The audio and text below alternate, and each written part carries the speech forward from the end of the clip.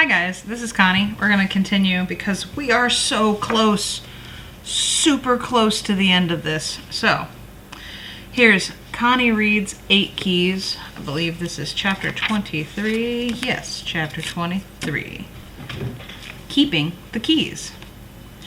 With Christmas and vacation coming, it was a very busy week. On Monday, Caroline and I went Christmas shopping. She helped me pick out something great for Franklin, a model space shuttle for him to build. On Tuesday, Franklin and I studied at Caroline's for our big math test. She got us each a pair of reindeer antlers that blinked red and green lights and played "We Wish You a Merry Christmas." Franklin kept taking his off to figure out how they worked. Caroline squeezed mine to start the song again whenever I got the right answer. I must have heard it 100 times. On Wednesday, we had our math test and then the school holiday concert at night.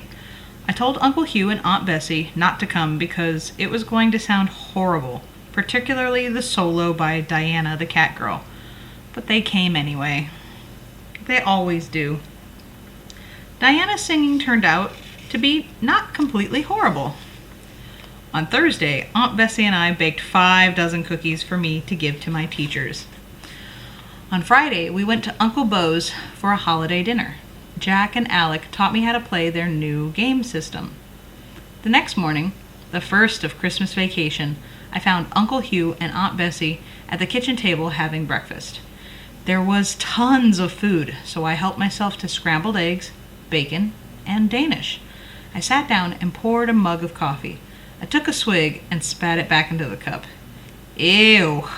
Allow me, Aunt Bessie said, making the mug and dumping it all out in the sink. She then refilled it halfway with coffee, then added milk and Ovaltine. Mocha. She handed it back. I tasted it. Much, much better. Thanks. Now that school was finally over, I planned to start working on the empty room.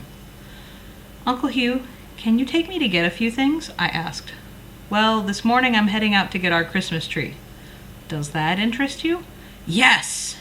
It's very important that I help pick out our Christmas tree, because Uncle Hugh likes his trees short and fat, and Aunt Bessie likes hers tall and skinny. I find the most in-between tree I can. Medium height, medium plumpness. Because it was vacation, I stayed in my pajama pants and just threw on my vest.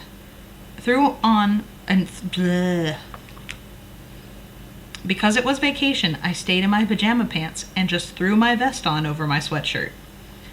More than anything else, a tree is what makes it feel like Christmas inside the house, especially for your Aunt Bessie, Uncle Hugh said fondly in the car. After about half an hour or so of wandering the rows of trees and debating, we had a happy tree strapped to the roof of our car. While Uncle Hugh and one of the boys at the tree lot were getting it ready, Uncle Hugh let me go to the little red and green stand where you pay and look at the ornaments for sale.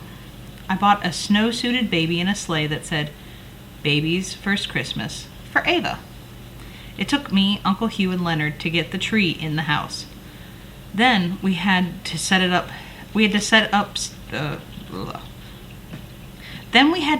straight in the stand, but Annie kept saying it was tipping to the right, and then we'd lean it the other way, and Aunt Bessie would say it was tipping to the left.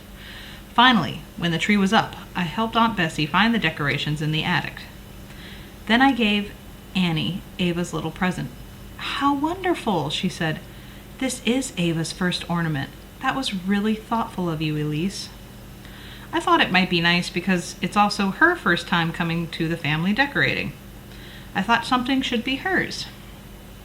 Then we tested all the strings of lights and fixed the broken ones. The day was so busy that I didn't get a chance to think about working in the empty room. But that, I guess, was part of the point. On Sunday morning, Aunt Bessie decorated the rest of the house. I helped her set out candles and put garlands on the mantels and banisters. Then she started on the next round of Christmas baking. I helped her roll out the dough and use the cookie cutter to press out stars, hearts, Christmas trees, angels, wreaths, bells, and snowmen. I mixed colored icing to decorate them with. Somehow, I got covered with flour and confectioner's sugar. The doorbell rang in the early afternoon. "Franklin!" Hey, Merry Christmas. Merry Christmas. You're just in time to decorate cookies. Awesome. I got Franklin an extra apron and made a big streak of flour across the front of it for him. Now it's like you've been here the whole time. Thanks. And we set to work. It was my first Christmas morning with someone younger around. Ava made it fun because there were a lot of Santa Claus presents for her. And soon, there was crumpled wrapping paper thrown everywhere, and lots of noisy baby toys to catch her attention. She had recently learned to scoot around on her bum, but Annie was careful not to let her scoot too far in all the debris. Annie held her fingers so that she could stand up and not go anywhere while I showed her all her new toys. Christmas dinner was in the dining room. Dresses for all the girls, even Ava, and suits for Uncle Hugh and Leonard. Annie held Ava in her lap, but she got passed around from person to person so everyone could eat. I took a turn with her during dessert. They said I could let her taste the cake and ice cream, so I fed her a little. She seemed to think cake and ice cream were the best foods ever because she kept opening her mouth again and looking at me. And then she gave up waiting for me and stuck her hand right into my ice cream. Can I ask some questions? I asked during the lull in conversation. Did Dad build those rooms when he was sick? Uncle Hugh and Leonard looked at each other. Don't forget that his brother's a carpenter and his best friend owns a hardware store, Aunt Bessie said. Let's assume he had help. And there's the elevator to move the stuff upstairs. So you were all in on it from the beginning? More or less, Leonard said. What do you think of it all, Elise? Uncle Hugh asked. It made me feel grown up, him calling me Elise and not Cricket. I think it was a good idea. I wouldn't have thought about the things the way I do now without it. I like all those books. All those books would have been just something in the house that I didn't pay attention to. But now they mean something to me. And Miles the bear? You said I didn't like Miles when I was little, and he was about to fall apart back then. So it was nice that he was set aside because now he matters to me. And even the pictures. We have loads of pictures in the house, but I don't really look at them. I paused for a minute, not sure if I was ready to talk about my secret hope. Part of me wanted to think that Dad was leaving the keys, that he was still here. But that wouldn't have made sense. He wouldn't have been hiding all that time. You had the keys, didn't you? Asked Aunt Bessie. I asked Aunt Bessie. 2 of them. And I had 2, Uncle Hugh added. And Leonard. Me too. Whose was from California? That was one of mine. Sent to a friend to send to you, to keep you wondering, Leonard confessed. And 2 of them, I realized, were from Dad himself. 1 left in the barn, and 1 on the shelf in the library. But then why didn't you just give them to me?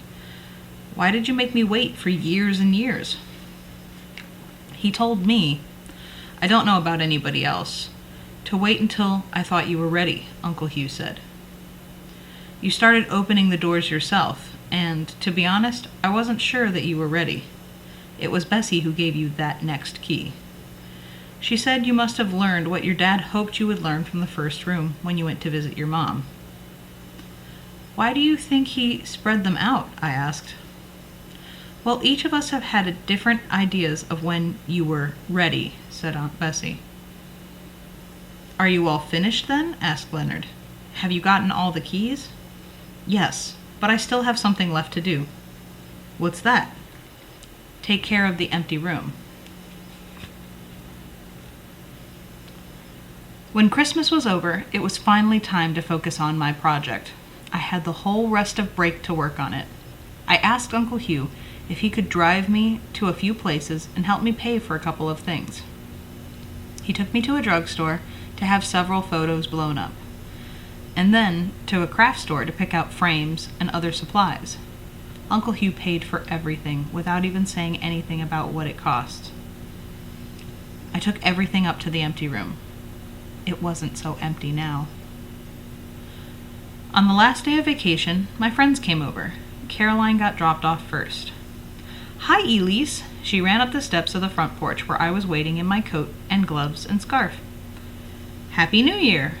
Soon, Franklin arrived. Hi, Elise. Hi, Caroline. I have something I want to show you guys, I said. Come on. I led them up to the no longer empty room. On the walls were the pictures of that Uncle Hugh had helped me blow up and frame. One of him and Aunt Bessie, one of me playing with Ava at Christmas, one of Mom and Dad, and one of me and Dad. Several of me and Franklin growing up, grinning without our front teeth, playing outside the summer where we were 7. Oh, playing outside the summer we were 7, building a snowman when we were 8, and one of me and Caroline that Aunt Bessie had taken at the school holiday concert.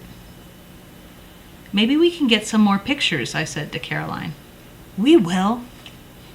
On the opposite wall, I taped artwork and school projects, my poem with Mrs. Wakefield's comment, my terrific science test. I found a small table that Uncle Hugh said he didn't need anymore, so I brought that up in the elevator. Finally, I got to ride in that elevator. On the table, I put a composition notebook, collaged with magazine cutouts of food called Elise's Recipes. Inside were cooking instructions for things I'd helped Aunt Bessie make, and my sword from Knights. Hanging above the table was a large key ring with 7 keys. The 8th key was still on the chain around my neck. How did you know this was what you were supposed to do? Franklin asked. I think Dad was saying, you can make this room whatever you want. You can make you whatever you want, I explained. So I picked things that were most important to me. We'd like to be invited in too, said Uncle Hugh from the doorway. Come in, I said. They took a look around. Aunt Bessie folded me into a hug. I could smell something to do with cooking on her clothes, and underneath that, her lavender soap. Her long braid brushed my cheek. Bess, Uncle Hugh said, come and see this. He had found the plastic paper stand on the table. It said, 10 reasons I am glad to be Elise Bertrand. 1. I have the best family in the whole world, especially Uncle Hugh and Aunt Bessie. Number 2. I also have the greatest friends, Franklin and Caroline. Number 3. I'm learning to be a better friend. Number 4. I have all these great thoughts whirring in my head. Number 5. I'm doing better at school. Number 6. One day I'm going to be a great cook, like Aunt Bessie. Number 7. My mother loved me before I was even born. Number 8. My dad knew me for only a little while, but I know that he loved me because he took the time to make this puzzle for me, even though he was very sick. Number 9. I'm not going to let either of them down. Do you ever get emotional with books? Because that's about to happen. Number 10. I'm not going to let myself down. It was starting to get dark. We ought to head in for dinner, Uncle Hugh said, and led Caroline and Franklin down the stairs. Aunt Bessie turned back and yelled, Sloppy Joes! Don't miss them! I looked at the room I'd filled. I felt so different than I had at my birthday. It's nice, I said, for certain things to stay the same. Yes, it is, Aunt Bessie said. Come on, my wonderful Elise. I left the door open and went downstairs. That's the last chapter, because all that is left is a little tiny paragraph about the author. When Suzanne LaFleur was growing up, she loved spending time outside, swimming, reading, and writing. These are still her favorite things to do. She divides her time between Nantucket, Massachusetts, and New York City. Visit her on the web at SuzanneLaFleur.com. And I don't know how to spell, so in case you want to actually look that up, it's SuzanneLafleur.com.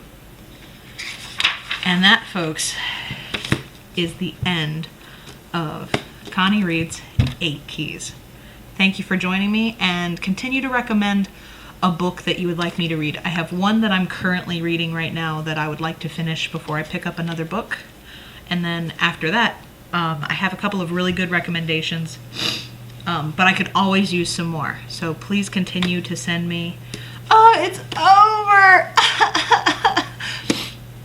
Feel free to send me your suggestions. Let me know what you think.